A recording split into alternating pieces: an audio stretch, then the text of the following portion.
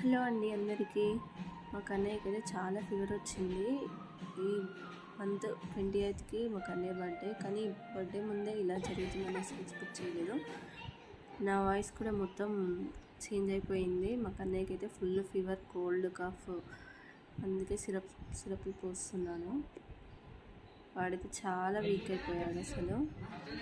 అప్పటి వరకు ఏం తగ్గుతుందో చూడాలి. ఇంకా ఇదంతా తిరుపతి ఎఫెక్ట్ అనమాట. అక్కడ వాటర్ చేంజ్ అవ్వడం వల్ల ఇక్కడ ఇదంతా ఇలా అయిపోయింది.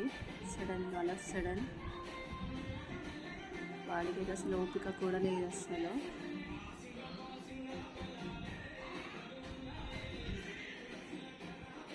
అసలు ఏం తినట్లేదు వాడు అసలు.